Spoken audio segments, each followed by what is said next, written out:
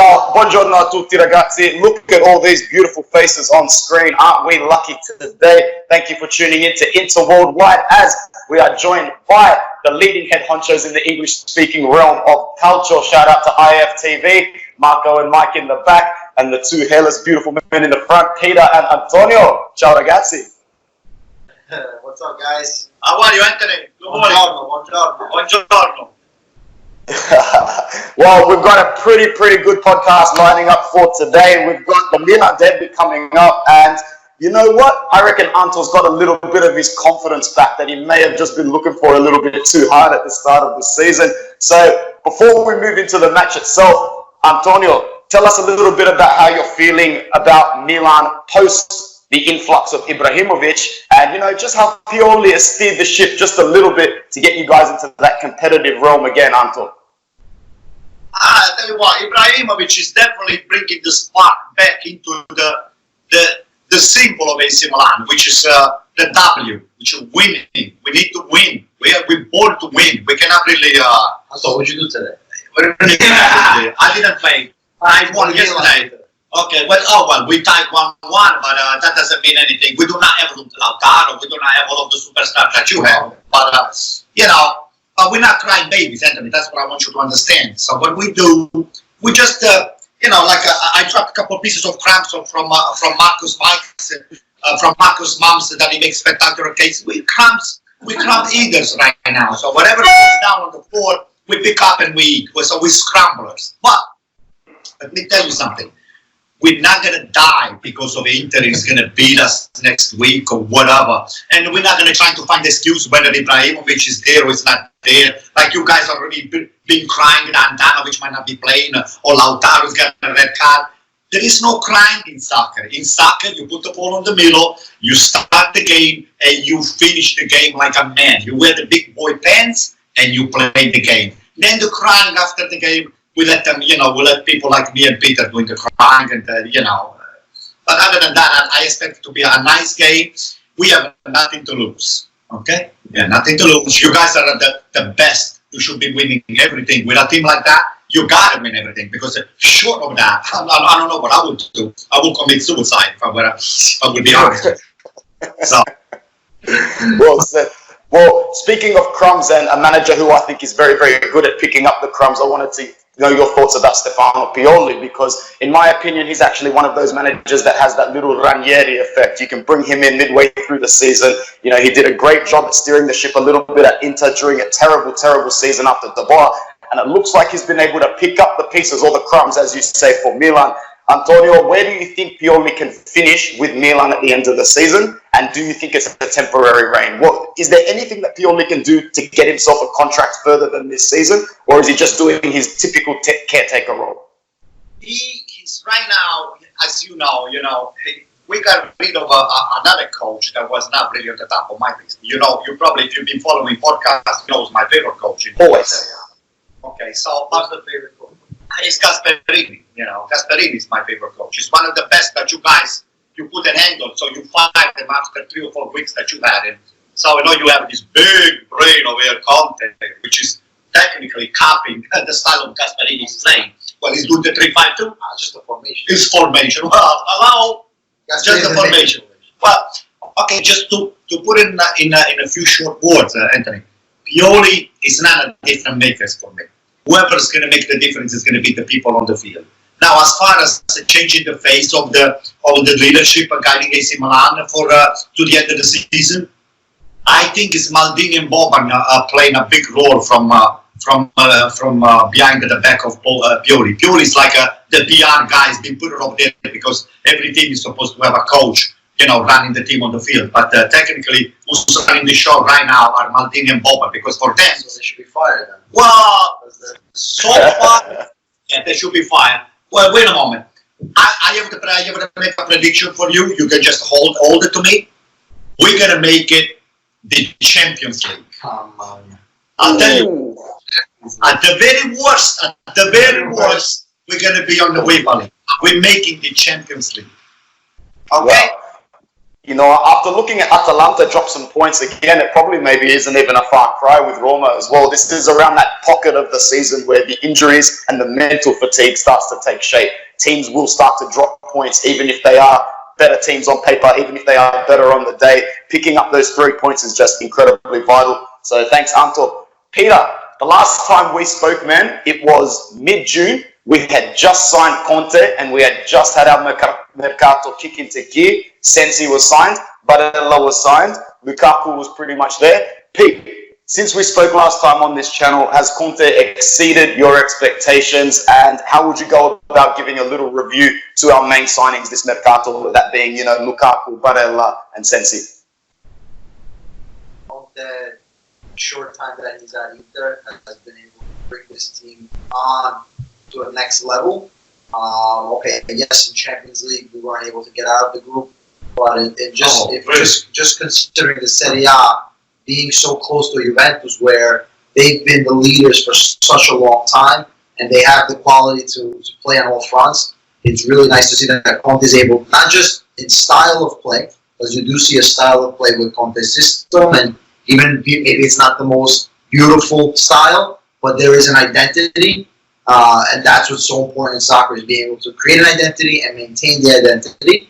And then also, he's had such an importance on these players' mentality.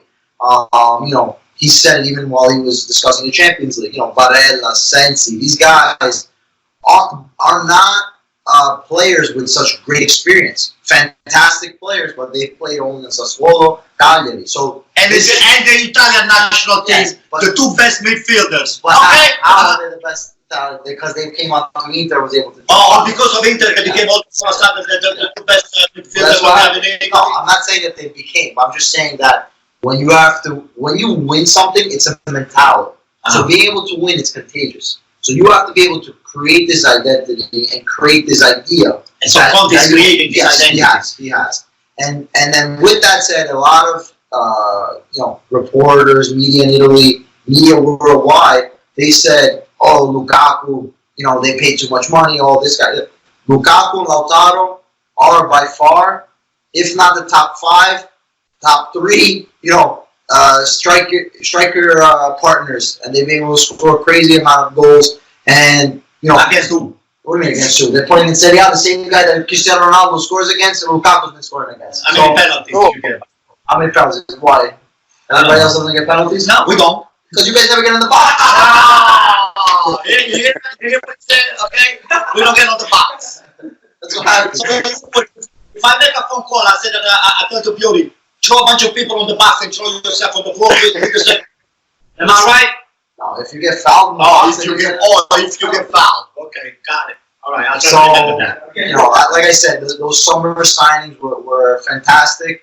And, you know, what's nice also, I don't want to get ahead, maybe you have another question, but what's nice is that the Inter management, Inter ownership, they see and recognize that Inter's in it for the Scudetto, and they made big money moves this January, which is very important and gives, you know, a reason for Inter fans to support their team and want to go fight it. For the Scudetto, right? What if you don't win the Scudetto? What are you going to do? What are you going to do? Nothing. We're going to prepare for the next year. Oh, you're going to prepare for next year, spend another $200-300 million. As long as we get into the Champions League, that's all that counts, man. So, in other words, you bring Conte, Anthony, you got Conte, right? 11 million euro, which is actually more money. So, figure $12 million, okay?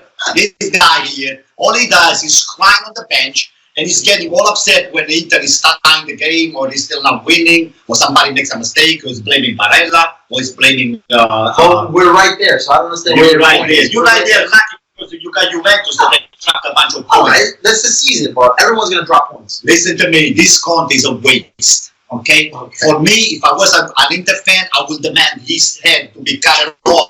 If he doesn't win are you crazy? You don't win the Campionato, you're a failure. You're getting paid $11 million. You spend a lot of money. You're doing nothing but taking the best player in Europe and you bring it where? You got the Eriksen right now. Don't tell me that it's not a good enough player. One. You said you got it all. You got it all. You got the world national team playing for you. Okay. Okay. I think what Conte Conte's doing is he's trying to win those games that other managers a tier below him sometimes struggle against. And we saw it in the start of the season, extracting those hard wins away to Cagliari, beating Udinese, beating Torino 3-0 in Turin in the rain.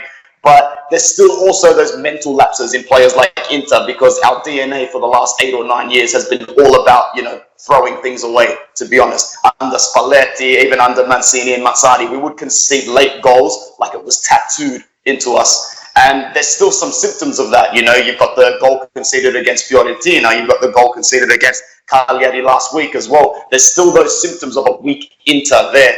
And that's where Conte is trying to really hammer out those mental weaknesses. And so far, so good. I think we're about 2 or 3 signings away from being able to go toe-to-toe with Juventus. But if I was to say it right now, I'm not 100% sure where Inter can carry on towards the end of the season. So before we talk about the Milan match, we had one question for Pete from one of the fans, and I'll go back to some more questions soon. Pete, realistically, how far can we finish at the end of the season? And if you don't think we win the Scudetto, what's the point buffer going to be between us and Juventus? And you know what? We got to say it, Lazio as well. They just won 5-1 again this morning. They're like Atalanta in the sense that they're a well-oiled machine. By the way, they won Lazio today? They won, yeah.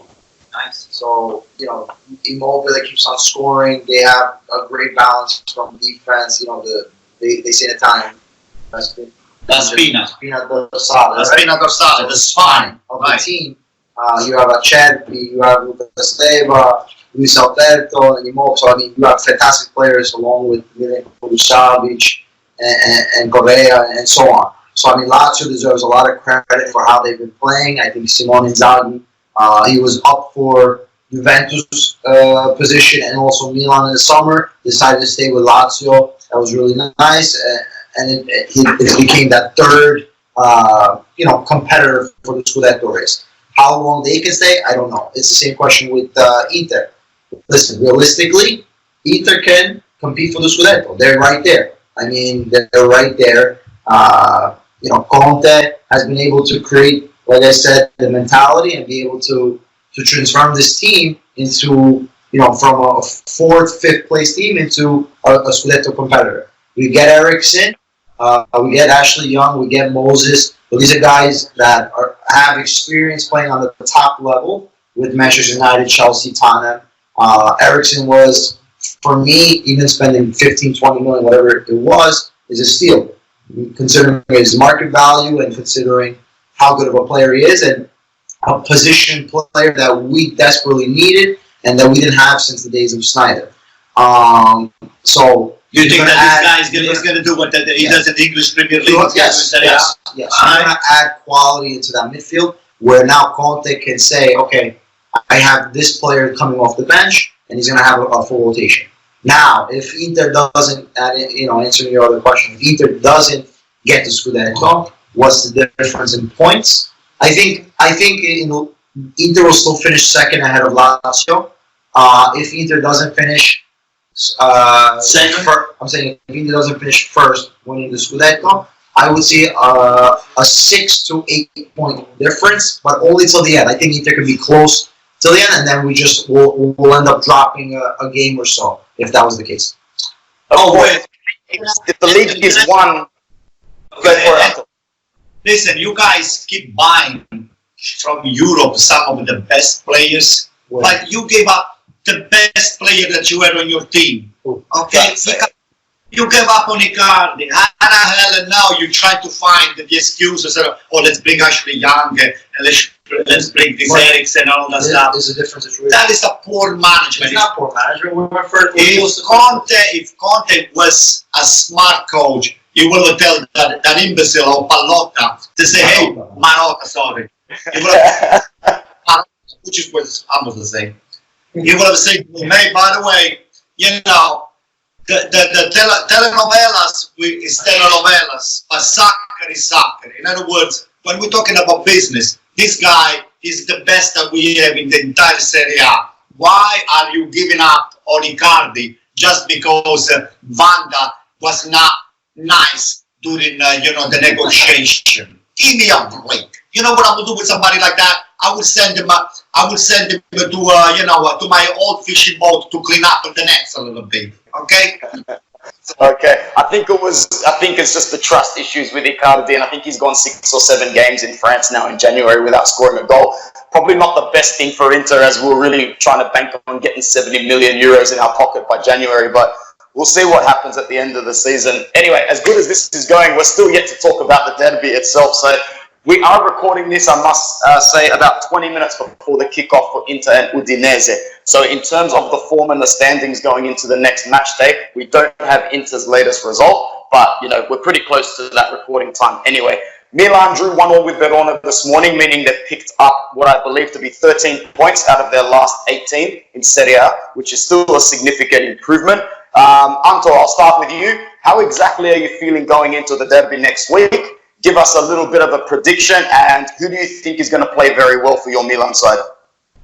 Listen, AC Milan, I think he's gonna play a wait and see game. In other words, technically on the paper, you guys are much better than us. So what we're gonna do, we're gonna wait for you on the midfield.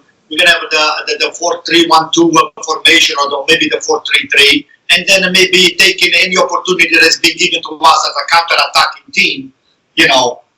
To just try to capitalize with Ibra over there, making all of those nice decisions as an assist man or as a finisher, because he can do both. So number one. Number two, we're going to try to take you down on the speed that we have on the side. I think with what's his name, with Theo Hernandez and with Conte on the wings, we can just try to exploit some of the weakness that Inter has on the midfield at the same time. Okay. So number three, as I said before to you, Anthony, we got nothing to lose. We got the better goalkeeper, regardless whether Andanovic is going to play or is not going to play. Donnarumma is number 1, not in Italy, he's in the world. I'm not making this up. The guy is like closer to God, as close as you can get to God as you can be. He's a savior. The guy is a savior. You see that? Okay, when you see that. Wow. What do you mean? When you can't score the goal, what do you do? Oh, we're talking about anybody can make a mistake. Anybody can make a mistake. Hey, who's the Italian national team keeper? Okay. Where has Italy been the best? Where has Italy been? Italy is winning every single game since Donnarumma is in the goal, is in the net. Okay, but Italy's going to win the Europe League. Thanks to him, mark my words. Okay. Today, it's another prediction that I'm making. Italy is going to win the European Championship. It's going to be because of the miracles that Donnarumma is going to be making for the Italian national team. Yeah, Nostradamus. Okay, Antonio's Domus. Okay? Yeah. Anyway, we're not scared, Anthony. If you wanted to know something, we're not scared. If anything, if we take a tie game for us, will be a win, because this is a game that you're playing home, you're the home team, and it's not going to be given the opportunity to a lot of AC Milan fans to be on the stand to cheer for the for the team. And then Conte, I think he looks kind of scared. This guy here, look, his body language is very conducive to Inter making huge mistakes. The guy is too nervous, At least Spalletti. Not that I like Spalletti. Don't get me wrong. Now you're gonna preach for Spalletti. Spalletti used to just curse at himself and just walk up and down. But Conte is jumping, and he's making faces that they're not making the players that comfortable. That guy should be taking a little Prozac, okay? And he should still fight on the bench, okay? So, but if Inter ties, Conte is gonna have a nerve breakdown, okay? So, but again, if you guys win, it might have, not that I want you to win, but if you win, it's because you must win. But if AC Milan wins, I don't want to hear criticism, I don't want to hear anything. You're going to get a penalty. If you're not winning by the end of the game, I'll call somebody to make you win. Don't worry. Anto, fearless as always. Pete, we know momentum and form kind of goes out the window when it's a derby due to the height of passion and whatnot. But I would say in the reverse fixture this season, match day 3 or 4, whatever it was a derby where there was no passion from Milan. There was no fight from Milan. It was probably the most one-sided derby I've seen in a long time, to be honest, probably since Mourinho was there as well. I do think Milan are going to turn it around in this derby, Pete. I think they're going to come out a lot more fiery. They'll have Zlatan in there hyping them up. Pete, how do you think the derby is going to go, man? And give us your prediction. said it best. The derby game doesn't matter. You can throw everything out the door. You know, it's a game on its own. Both teams know the importance, and it's not just about the teams; it's the whole city itself. When there's the derby, the city changes, and for a week you feel the tension, you feel the emotions, you feel the different colors. You see the Milan shirts, you see the Milan. You mean the Inter people that feel the emotion? For us, it's another game like any other. Well, in the past, you guys haven't won for the past I don't know how many years. Oh yeah, really? Yeah. So in that, you told me that's I agree with you as far as the last fixture. Inter dominated, but Inter dominated. Get that thing off. It's like an exclusive, Inter worldwide exclusive. Peter, where's the scarf? But Anthony, I'm trying to exercise him because this guy here,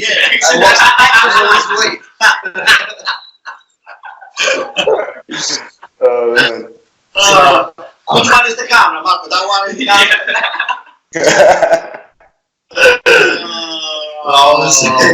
I was saying, yeah. So even though Inter the last game they dominated, quote unquote, it wasn't for I think Brozovic, right, when he kicked the shot and deflected it. And so we need to make sure that those games we finish it and we win them.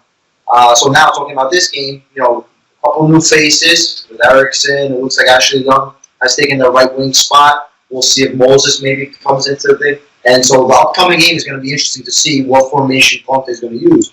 The recent Coppa Italia, he changed it to a 3-2-1. Right, Rob said. Wow. No, play. This play must be smoking right now. 3-4-1-2. Let's say. Wow. So it's going to be interesting to see if he's going to do that, or if he's going to keep to that 3-5-2, and Eriksson playing more as a regista, or maybe a mezzala, which is 6 or 8. So who are you going to be sitting? Okay, can you give me the formation? Give it to me if you were to be confident. It depends on the injuries that you have and stuff. So it's not necessarily that you're going to have Eriksson on the bench or starting.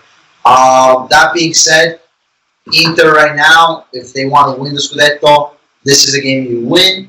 This is a game where you're a better team.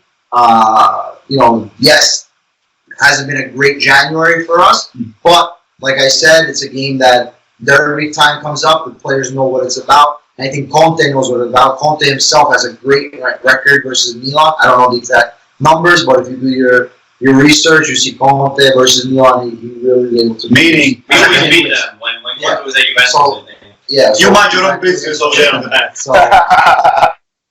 So I'm going to say derby game, we'll make it a nice game. We'll do a 3-2 Inter win. Okay, we made it penalty. Wait, Anthony, with another penalty that like we gave it to you for Brozovic, that was not a penalty. We'll give it to you. Don't worry. I'll make the phone call.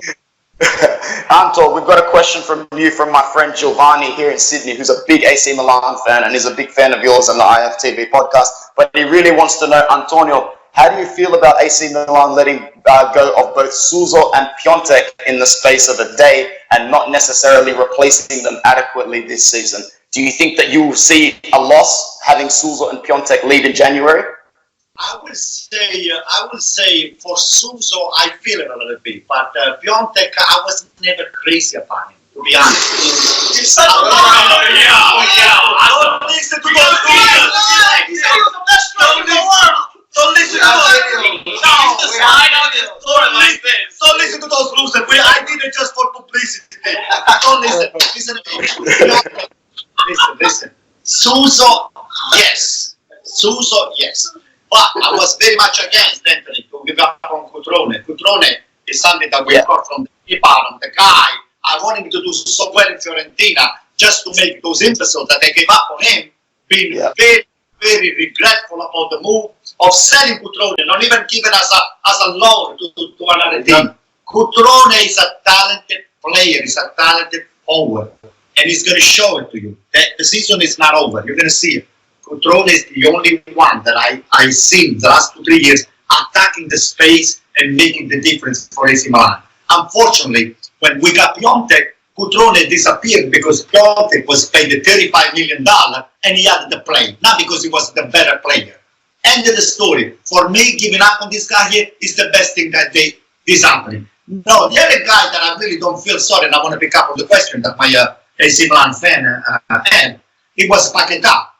Paquetá, I think he got a little bit too comfortable with himself. He thought that AC Milan, coming to AC Milan in the best stadium of the world, you can just do dribbling here and there and just showcase what you're capable to do. In AC Milan, you have to produce quality and quantity. If you can show the quality, but you're not showing the quantity, you can do that 1 game, 2 games, 3 games. Somebody's going to get upset because the results are what they count. AC Milan is result driven. So Paquetá has got his ass on the bench, deservedly so, and he deserved it. Now he got pulled in for the last 10 minutes on today's game, and you know they try to rehabilitate this kid over here. I mean, the talent is there, but the head has to change. Okay? Yeah. Now, Yeah. you I don't know if you agree with me, but that's what the bottom line is. So No, I agree.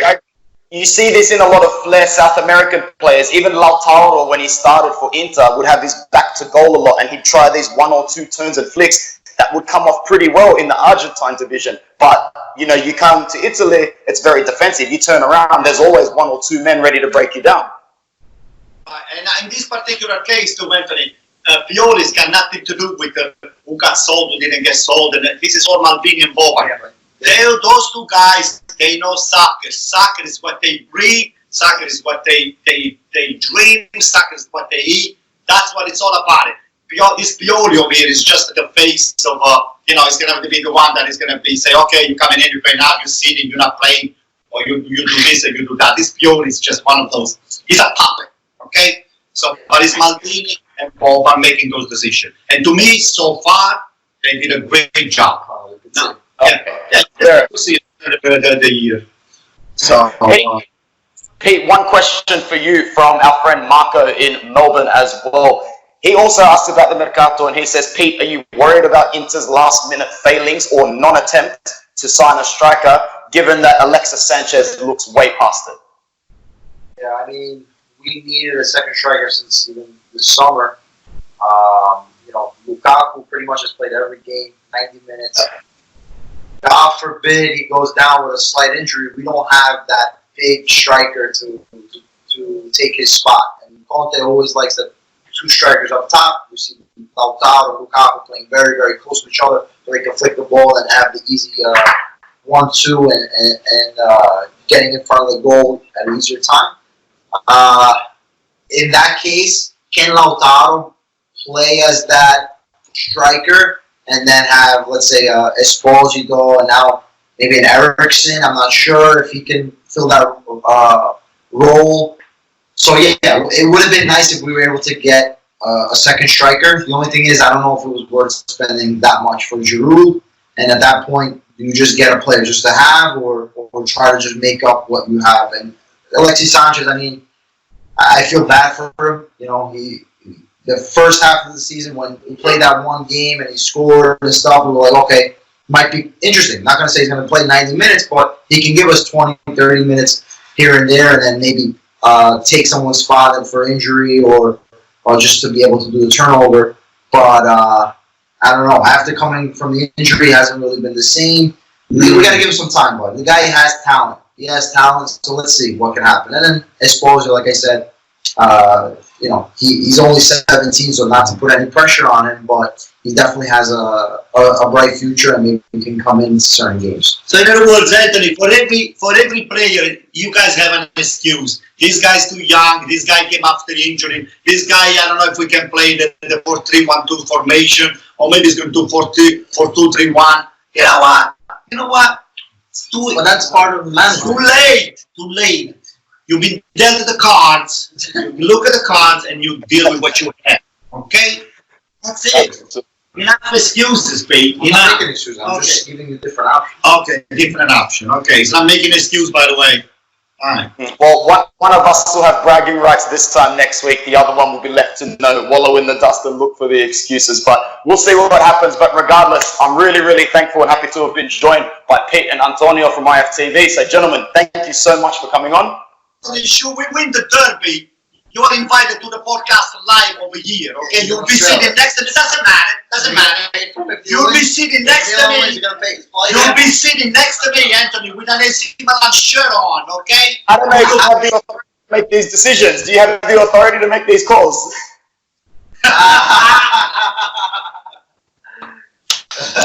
Alright. Hey, by the way, should we come into Australia? We'll call you, okay, Anthony? Of course, my house is your house. Boys, thank you so much. Thank you for tuning into the Inter Worldwide. Anthony, this is the only Inter shirt I will ever wear. This one here, you know what, right? Oh, grazie, you're too nice. You're too nice, Antal. How will I ever repay you? Thank you. Alright, guys.